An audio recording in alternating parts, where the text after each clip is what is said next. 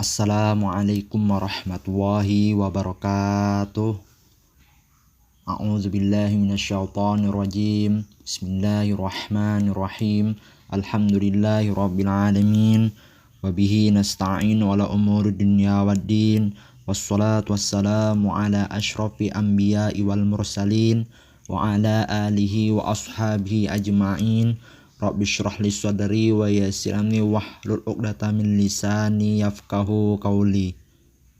Pertama-tama mari kita panjatkan puja dan puji syukur kita atas kehadirat Allah Subhanahu wa taala, yang mana Allah Subhanahu wa taala di sini telah memberikan kita nikmat, yang mana nikmat di sini tidak dapat bisa dihitung dengan jari. Salah satunya yaitu nikmat yang paling Allah anugerahkan kepada hambanya. Salah satunya yaitu nikmat kesehatan badan jasmani maupun rohani, dan nikmat iman dan Islam, sehingga kita masih dapat melakukan aktivitas yang diridhoi oleh Allah Subhanahu wa taala. Amin amin ya rabbal alamin. Kemudian salawat dan salam tidak pernah lupa untuk selalu kita hadiahkan kepada junjungan alam kita, yaitu Nabi besar Muhammad sallallahu alaihi wasallam, yang mana beliau ini tidak pernah kikir, yang selalu berzikir, yang rela bermandikan darah, berhujan-hujan anak panah, dan bersayat-sayatan pedang hanya demi menegakkan kalimat tauhid yang berbunyi asyhadu alla ilaha illallah wa asyhadu anna Muhammadar Rasulullah. Dengan sama-sama kita melafazkan Allahumma sholli ala Sayyidina Muhammad wa ala ali Sayyidina Muhammad. Mudah-mudahan dengan membaca sholawat tadi kita mendapatkan syafaat di yaumil akhir dari beliau. Amin amin ya rabbal alamin. Bertemu lagi dengan saya di channel YouTube Ahmad Hasbi Manfalut Hijambi, yang mana di video kali ini saya masih ingin berbagi materi yang berkaitan dengan ilmu keagamaan. Sebelum saya melanjutkan pembahasan di video kali ini, seperti biasa jangan lupa siapa yang baru menemukan channel ini, dukung terus channel ini apabila bermanfaat dengan cara like, komen, share, subscribe, serta aktifkan lonceng notifikasi ke semua, agar setiap saya upload video selalu muncul notifnya di HP kalian masing-masing. Barang siapa yang membantu saudaranya dalam suatu hal kebaikan, walaupun itu hal yang kecil, insya Allah atas izin Allah itu akan menjadi ladang amal jariah dia semasa hidupnya hingga akhir hayatnya. Amin amin ya rabbal alamin. Langsung saja mempersingkat waktu, simak pembahasan di video kali ini sampai selesai.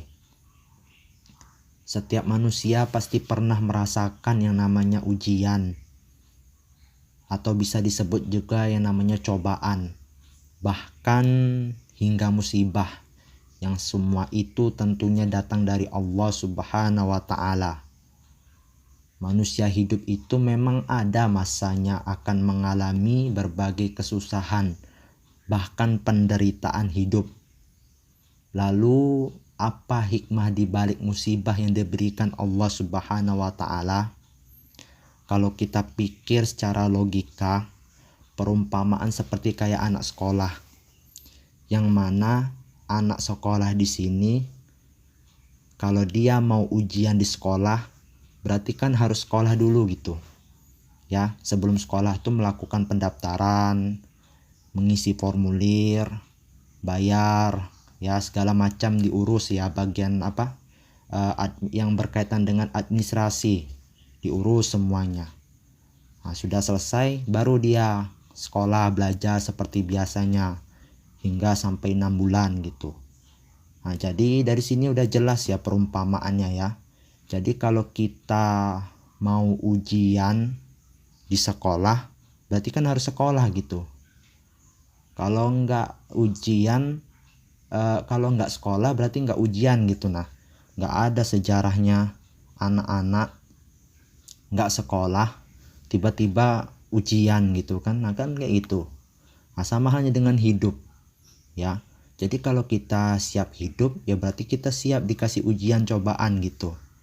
Yang namanya hidup, nggak mau dikasih ujian, nggak mau dikasih cobaan, nggak usah hidup, meninggal gitu. Orang meninggal aja masih ada ujian cobaannya, disiksa dulu ya, menjalani dulu apa yang dihukum oleh Allah kan kayak gitu ya, hingga orang ini tadi antara dua ya, dimasukkan ke neraka atau surga gitu kan, banyak ujian.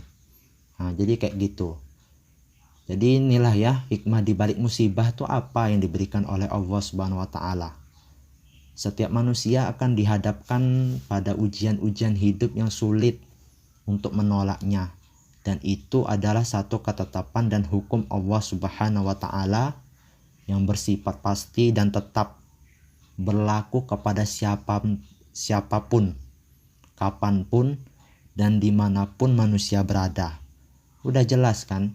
Jadi manusia yang hidup di dunia yang diciptakan oleh Allah ya, jadi itu akan berlaku untuk dirinya sendiri, siapapun itu, kapanpun dan dimanapun, pasti dikasih ujian dan cobaan.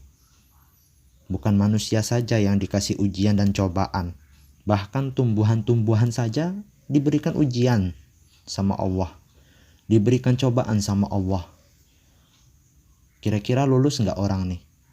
Kalau lulus berarti ya alhamdulillah berarti kan. Nah, lulus berarti dari ujian ini. Tapi nggak sampai di situ, bahkan ada lagi ujian yang lebih lagi, gitu kan. Contoh seperti kayak pohon. Pohon itu ketika waktu masih kecil, ya belum tinggi nian pohon tuh. Ketika ada desiran angin, itu kan masih gampang gitu kan, masih belum besar cobaannya. Tapi semakin tinggi pohon itu, menjulang tinggi sampai setinggi nian pohon tuh, berarti kan dia harus kuat itu menghadapi desiran angin yang kencangnya itu tadi. Yang mana tadi waktu pohon itu masih kecil, itu kan desiran anginnya masih kecil itu. Tapi semakin dia meninggi, makin kuat desiran angin yang harus dia hadapi. Nah, jadi bagaikan itulah ya, angin itulah bagaikan seperti kayak cobaan untuk pohon. Rumput diam kan, nggak ada salah apa-apa, nggak ada masalah, dicabuti orang, dipotong gitu kan. Kalau pas rumput panjang kan bersemak, potong. Batu di jalanan nggak ada salah, tiba-tiba diambil sama orang, dilemparnya kadang kan, nggak tahu untuk lempar apa gitu, macam-macam. Kadang disepaknya batu kan, nah, udah jelas. Jadi yang di dunia ini bukan manusia saja yang diuji, hewan juga diuji, tumbuh-tumbuhan juga diuji, semuanya. Jadi yang hidup di dunia ini bukan manusia saja yang diuji, semuanya yang hidup itu nggak akan pernah lepas yang namanya dari ujian, apalagi cobaan. Ujian dan cobaan hidup dari Allah Subhanahu wa taala di dunia itu tidak hanya berupa musibah atau kesengsaraan, namun ada kalanya berupa kelapangan dan kenikmatan. Nah dari sini udah jelas ya, jadi ujian yang diberikan oleh Allah itu nggak mesti kayak musibah atau kesengsaraan, tapi ada juga yang namanya kelapangan dan kenikmatan. Contohnya seperti kayak kesehatan ya, kesakitan, kekayaan, maupun kemiskinan, itu semuanya cobaan. Kita diberi kesehatan, kita pergunakan untuk apa? Kalau kita salah gunakan, berarti kan kita zolim gitu kan. Nah, itu kesehatan itu ujian dari Allah gitu. Kalau kita pakai pada yang benar kan berarti membawa kenikmatan gitu kan. Tapi kalau kita menyalahgunakan kan mensengsarakan kita gitu. Kesehatan, nah kesakitan contohnya kan. Nah kesakitan tuh kan itu ujian juga dan cobaan dari Allah. Apakah orang ini mengingat gitu kan, masih ingat gak kepadaku, masih ingat gak sama Allah? Kalau dia sakit saja tidak ingat sama Allah, apalagi dia diberi kesehatan, kan kayak gitu ya. Dikasih kekayaan, itu ujian juga dari Allah itu. Apakah dia dikasih kekayaan ini dia gemar bersedekah, sombong, atau lupa kepada diriku, lupa kepada Allah? Nah, kan ujian juga itu. Bukan kekayaan saja, kemiskinan. Nah, ketika Allah mengasih kemiskinan kepada orang, nah itu ujian juga, cobaan. Kira-kira orang ini dikasih kemiskinan, tetap ingat tak kepadaku? Lupa tak kepadaku? Lupa tak sama Allah gitu kan? Nah, ujian. Jadi yang namanya di dunia ini nih nggak ada yang namanya ujian ya. Ujian semua gitu. Kesehatan ujian, kesakitan ujian, kesengsaraan ujian ya. Kekayaan, dikasih harta berlimpah, mobil, rumah setinggi-tinggi, harta, martabat, kedudukan, itu ujian semua, cobaan gitu. Allah yang ngasih.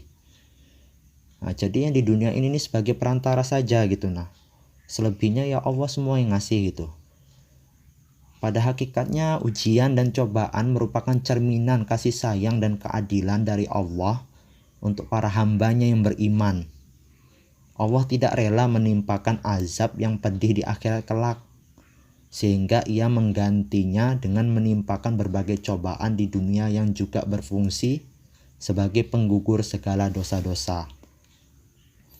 Nah, dalam beberapa surat di Al-Quran ya juga disebutkan tentang ujian yang datangnya dari Allah Subhanahu wa Ta'ala, baik kondisi senang dan kondisi sulit. Sebagaimana Allah Subhanahu wa Ta'ala menegaskan di dalam firman-Nya surah Al-Ankabut ayat 2, yang artinya, apakah manusia mengira bahwa mereka akan dibiarkan hanya dengan mengatakan kami telah beriman dan mereka tidak diuji lagi. Dari ayat tersebut kita bisa ambil hikmahnya, musibah bahwa mengambil hikmah di balik musibah, bahwa Allah Subhanahu wa Ta'ala akan menguji hambanya yang beriman sesuai dengan tingkat keimanan mereka. Ya, dari maksud dari surah Al-Ankabut ayat 2 itu tadi ya. Apakah manusia berpikir bahwa Allah Subhanahu wa Ta'ala akan membiarkan mereka ketika dikatakan kami beriman tanpa menguji kebenaran perkataan mereka itu dengan ujian melalui harta dan diri mereka? Tentu tidaklah. Gak mungkin ya. Jadi kalau kita ini sebagai hamba Allah, walaupun kita lah ngomong kamu sholat, aku sholat, kamu ngaji, aku ngaji, aku puasa ya. Kamu beriman gak sama Allah? Iya, aku beriman. Nah, terus kalau kita ngomong aku ini telah beriman, terus Allah membiarkan gitu, kita gak diberi uji, ya gak mungkin gitu. Karena Allah Subhanahu wa Ta'ala pasti akan menguji manusia agar menjadi jelas tingkat kebenaran dan keteguhannya. Nah, jadi dapat kita ambil ya hikmahnya, maksudnya dari ayat tersebut tadi itu surah Al-Ankabut ayat 2 ini tadi, yang mana artinya apakah manusia mengira bahwa mereka akan dibiarkan begitu saja dengan mereka mengatakan kami telah beriman, kami ini sudah sholat, udah ngaji, aku rajin sholat sunnah gitu ya, aku rajin ngaji Al-Quran gitu kan, setahun tuh harus hatam misalkan 30 juz ya, jadi sebulan tuh minimal 1 juz gitu kan, sebulan 2 juz, 3 bulan 3 juz gitu kan, sampai setahun tuh 30 juz gitu. Nah, lebih bagusnya lagi sebulan itu 30 juz harus hatam gitu kan, berarti sehari 1 juz gitu kan, istiqomah gitu. Nah, jadi tidak cukup gitu kan kita beriman terus Allah membiarkan, enggak gitu, tetap diberikan ujian. Tapi ujiannya di sini nih ada beberapa level, beberapa tingkat gitu. Jadi semakin besar keimanan kita terhadap Allah Subhanahu wa Ta'ala, maka akan semakin besar pula ujiannya. Dari ayat tersebut ya kita ambil hikmah di balik musibahnya ya. Hikmah di balik musibah yang menarik untuk kita garis bawahi. Allah menciptakan langit ini dalam beberapa periode, dan ketika Allah memberikan cobaan kepada hambanya, untuk hambanya terkadang petaka itu baik untuk kebaikan hambanya. Jadi enggak 100% ya Allah tuh memberikan cobaan kepada hambanya itu hanya untuk menyengsarakan hambanya, enggak ya. Nggak ada sejarahnya Allah tuh ingin menyengsarakan hambanya, tuh nggak ada, melainkan Allah itu ingin yang terbaik untuk hambanya gitu. Nah, kenapa tidak Allah selesaikan secara langsung? Banyak orang yang jika Allah selesaikan secara langsung mungkin tidak bersyukur kepada Allah, jadi hikmahnya besar sekali gitu. Nah, jadi maksudnya di sini nih, ketika Allah memberikan masalah, ujian, cobaan kepada kita, itu Allah sudah mengasihi solusinya gitu. Tergantung dari kitanya itu gimana gitu kan. Kalau kita mengingat ya, bahkan ya kita ingat gitu kan, kita dikasih masalah oleh Allah, ya hanya kita yang mampu gitu. Kalau dikasih ke orang lain belum tentu gitu. Nah, beda-beda level tingkatannya. Kenapa nggak Allah saja langsung menyelesaikan gitu? Nah, ya Allah tuh kan nak nengok gitu, nak melihat kira-kira hamba nih kalau aku kasih cobaan mengeluh gak dia. Kalau ngeluh berarti nggak lulus. Berarti kita nggak lulus tuh bukan berarti terus Allah tuh nggak ngasih cobaan, tetap ngasih cobaan lagi. Kasih cobaan nggak lulus, kasih cobaan lagi, nggak lulus kasih cobaan lagi terus. Jadi bukan berarti kita lulus nggak lulus tuh terus Allah membiarkan, nggak. Tetap berjalan terus ujian dan cobaan itu. Perumpamaan seperti kayak anak sekolah tadi, belajar selama 6 bulan. Sudah belajar 6 bulan, apa yang mereka pelajarin tadi selama 6 bulan ya, untuk membuktikan apa yang mereka dapat selama 6 bulan ya, sampai mana yang mereka dapat, hasilnya bagaimana, ya diujikan gitu. Nah, contoh seperti kayak pelajaran akidah akhlak, selama 6 bulan mereka belajar ya. Sudah belajar selama 6 bulan tuh diuji pelajaran akidah akhlak itu tadi, sampai mana batas pembahasan mereka ya, sampai mana batas pemahaman mereka terhadap pelajaran akidah akhlak ini selama 6 bulan itu tadi.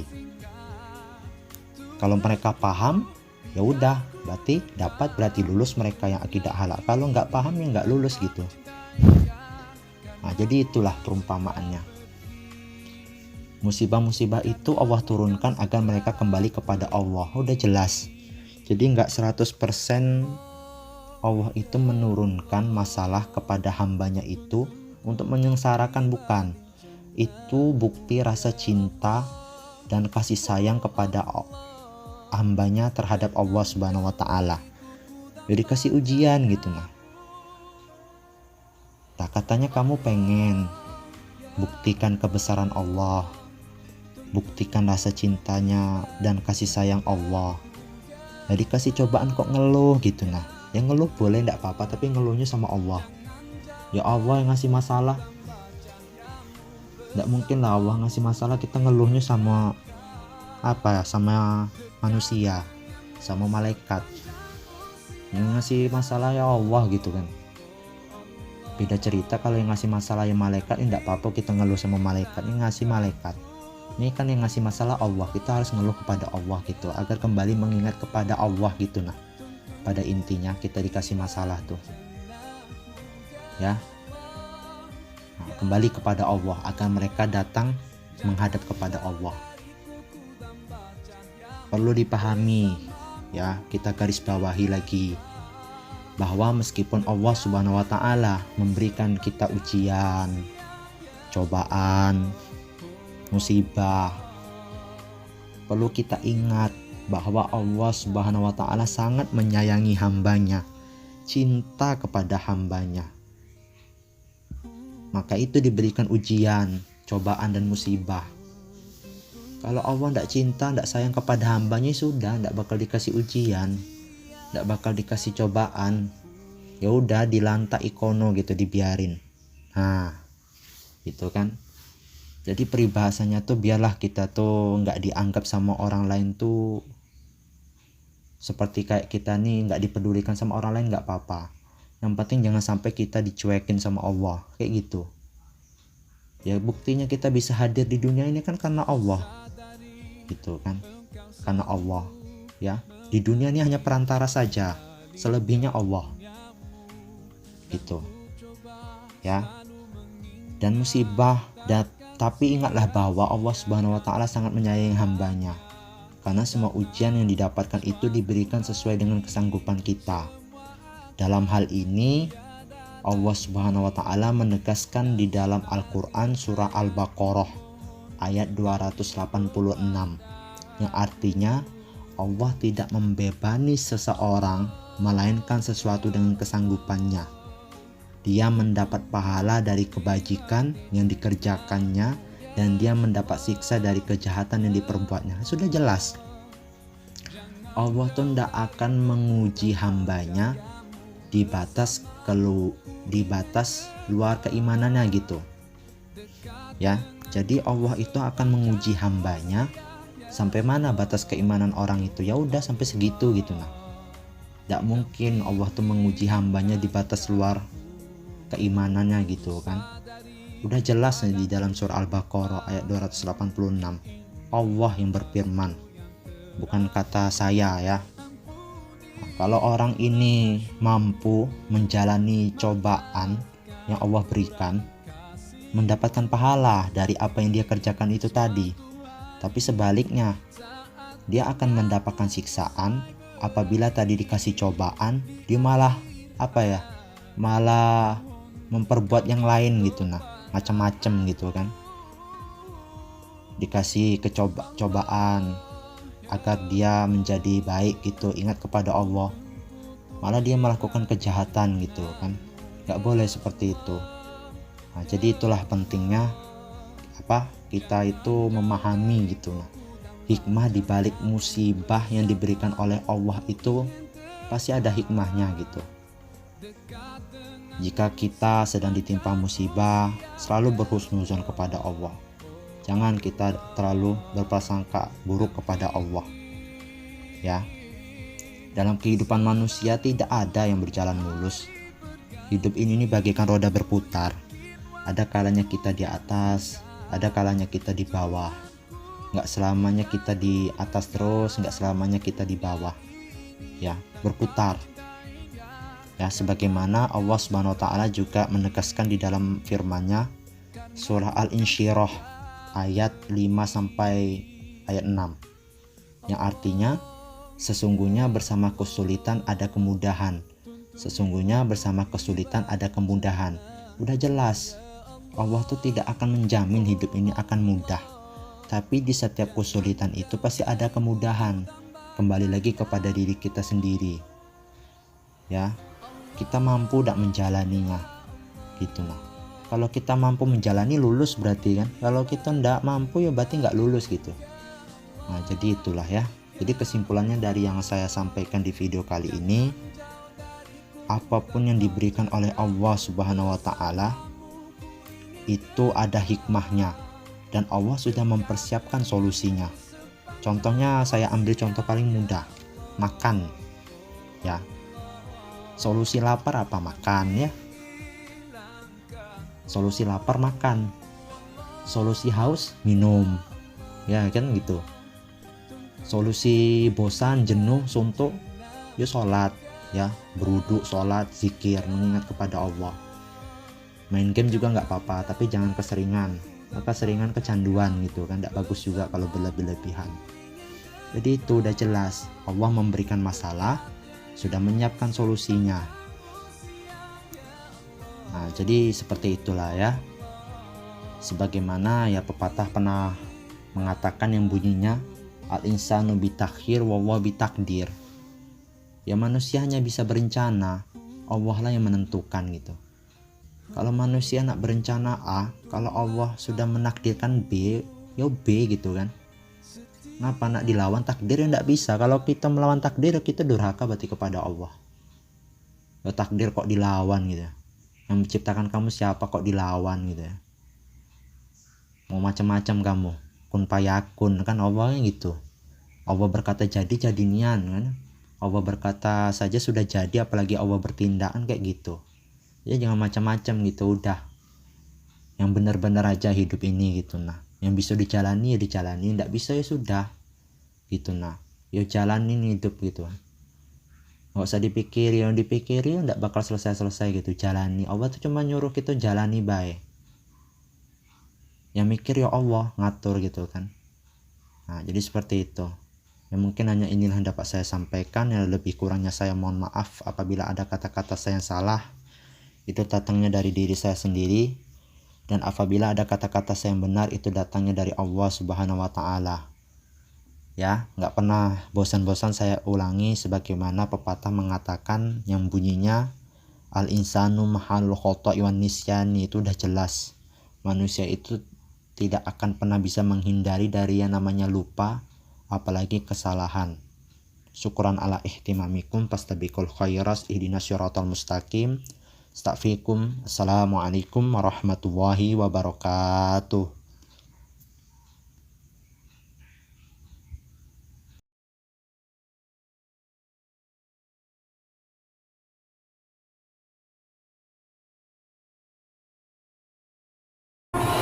Allah, ya Allah, tuntunku untuk tiba di jannahmu. Ya Allah, ya Allah, jangan jauh dariku, ku dampak cahyamu. Bersamamu ku ingin dekat, dekat denganmu sepanjang usia. Ya Allah, oh Allah, nampingilah